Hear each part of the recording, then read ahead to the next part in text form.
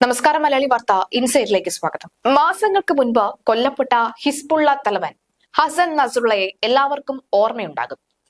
അങ്ങനെ പെട്ടെന്നൊന്നും മറക്കാൻ കഴിയുന്ന ഒരു പേരല്ല ഹസൻ നസ്രുള്ള എന്നുള്ളത്. ഹസൻ നസ്രുള്ളയെ തീർത്ത ഓപ്പറേഷൻ ഇസ്രായേൽ എത്ര കൃത്യമായി ചെയ്തത് എന്നത് പിന്നീട് വലിയ രീതിയിൽ വിശദീകരണം വരികയും അമേരിക്കയടക്കം ഞെട്ടുന്ന സാഹചര്യം ഒക്കെ തന്നെ ഉണ്ടായിരുന്നു.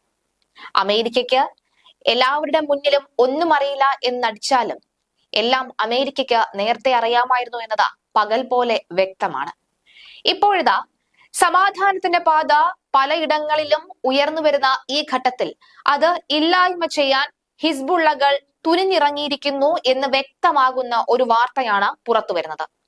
ഹിസ്ബുള്ള സെക്രട്ടറി ജനറൽ നയീം ഖാസിമാണ് ഇക്കാര്യം വെളിപ്പെടുത്തിയിരിക്കുന്നത്. ഇക്കാര്യം വെളിപ്പെടുത്താനുള്ള കൃത്യമായ കാര്യം ഇങ്ങനെയാണ്: മാസങ്ങൾക്ക് മുൻപ് കൊല്ലപ്പെട്ട ഹിസ്ബുള്ള തലവൻ ഹസൻ നസ്രുള്ളയെ സംസ്കരിക്കാൻ ഒരുങ്ങുകയാണ് ലബനൻ. ഓഡിയോ സന്ദേശത്തിലൂടെയാണ് ഈ വിവരം നയീം ഖാസിം അറിയിച്ചിരിക്കുന്നത്. ഈ മാസം 23-നാണ് സംസ്കാര ചടങ്ങ് നടക്കുന്നത്.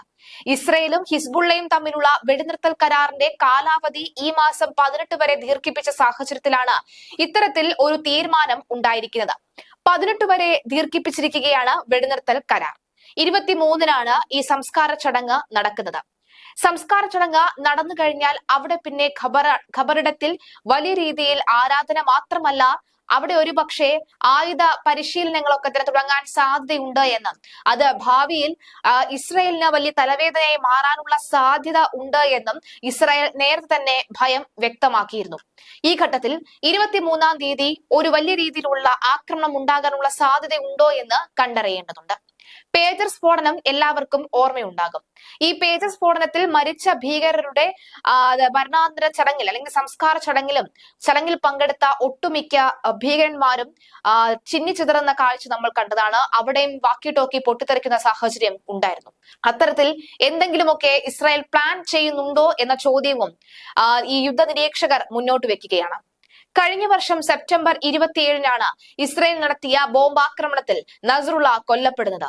ഭൂമിക്കടിയിലുള്ള ഹിസ്ബുള്ളയുടെ രഹസ്യ കേന്ദ്രത്തിൽ പ്രധാനപ്പെട്ട നേതാക്കളുമായി ചർച്ച നടത്തുന്ന വേളയിലാണ് ഇസ്രായേൽ ബങ്കർ ബ്ലാസ്റ്റർ ബോംബ് ആക്രമണം നടത്തി നസ്രുള്ളയെ വധിച്ചത്. ഇയാൾക്കൊപ്പം ഉണ്ടായിരുന്ന പല പ്രമുഖ ഹിസ്ബുള്ള നേതാക്കളും ഈ ആക്രമണത്തിൽ കൊല്ലപ്പെട്ടിരുന്നു. 32 വർഷക്കാലമാണ് ഹസൻ നസ്രുള്ള ഹിസ്ബുള്ള തീവ്രവാദ സംഘടനയുടെ തലവനായിരുന്നത്. നസ്രുള്ളയുടെ വധത്തെ തുടർന്നാണ് ഇസ്രായേൽ സൈന്യം നേരിട്ട് ലബനനിലേക്ക് കടന്നു കയറി ആക്രമണം ആരംഭിച്ചത്. നേരത്തെ ഹിസ്ബുള്ള ശക്തി കേന്ദ്രങ്ങളിൽ വ്യോമാക്രമണം നടത്തുകയായിരുന്നു പതിവ്. പിന്നീട് 2 മാസത്തോളം ഇസ്രായേൽ ആക്രമണം തുടരുകയായിരുന്നു. തുടർന്ന് അമേരിക്കയുടെ ഇടപെടലിനെ തുടർന്നാണ് താൽക്കാലിക വെടിനിർത്തൽ നിലവിൽ വന്നത്. നസ്രുള്ള ഹിസ്ബുള്ളയുടെ വാർ ഓപ്പറേഷൻ മുറിയിൽ വെച്ചാണ് കൊല്ലപ്പെട്ടത് എന്നാണ് ഹിസ്ബുള്ള നേതാക്കൾ വെളിപ്പെടുത്തിയിരിക്കുന്നത്.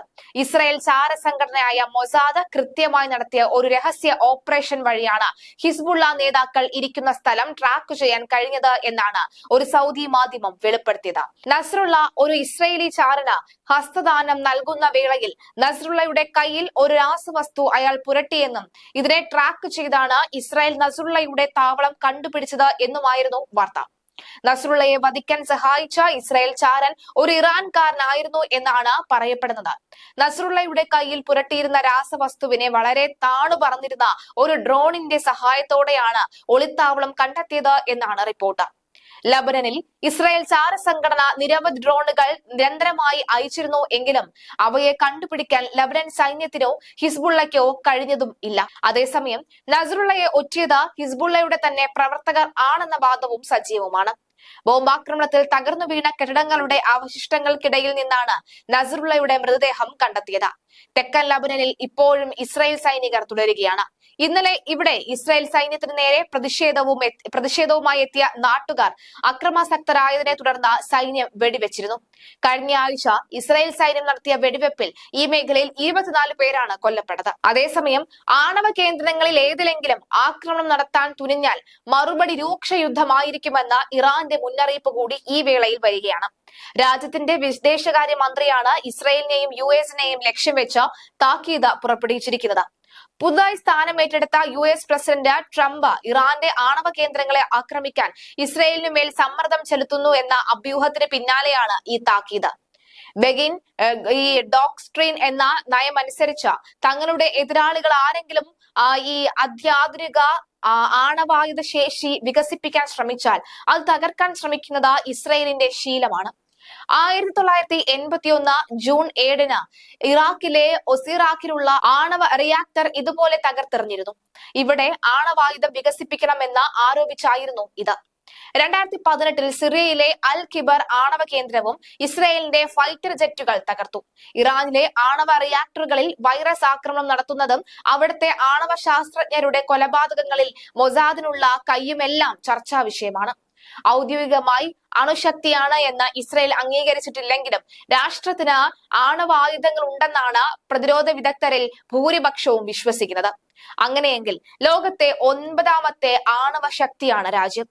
ആണവ നിർവ്യാപന കരാറിൽ ഒരിക്കലും ഒപ്പുവെക്കാൻ ഇസ്രയേൽ തയ്യാറായിട്ടില്ല എന്നതും വസ്തുതയാണ്. എന്തായാലും തമ്മിൽ പോരടിക്കുമ്പോൾ സമാധാനത്തിന്റെ ഒരു വെള്ളരിപ്രാവ് പറന്നുയർന്നിരുന്നു. പക്ഷെ അപ്പോഴും സമാധാനം ഒരു കാരണവശാലും ഈ മേഖലയിൽ കൊണ്ടുവരില്ല എന്ന ഒരു സംഘം ഉറപ്പിച്ചിറങ്ങിയാൽ പിന്നെ എന്താകും ചെയ്യാൻ കഴിയുക? 23 എന്താണ് സംഭവിക്കുക എന്ന് പറഞ്ഞറിയിക്കാൻ കഴിയില്ല. കാരണം ഹസൻ നസ്രുള്ളയുടെ വധം അത്രമേൽ ആഘോഷമാക്കുകയായിരുന്നു ഇസ്രായേൽ.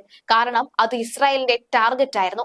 ടാർഗറ്റ് പൂർണ്ണ വിജയത്തിലെത്തിയതിന്റെ വിജയം കൂടിയായിരുന്നു അവർ ആസ്വദിച്ചത്. എന്തായാലും ഖബറടക്കുന്ന സാഹചര്യത്തിൽ മറ്റേതെങ്കിലും ഈ സംസ്കാര ചടങ്ങ് ഉണ്ടാകുമ്പോഴുള്ള സാഹചര്യത്തിൽ മറ്റേതെങ്കിലും തരത്തിലുള്ള പ്രതിഷേധങ്ങളോ പ്രതികരണങ്ങളോ ഒക്കെ തന്നെ ഉണ്ടാകുമോ എന്ന് കണ്ടറിയാം.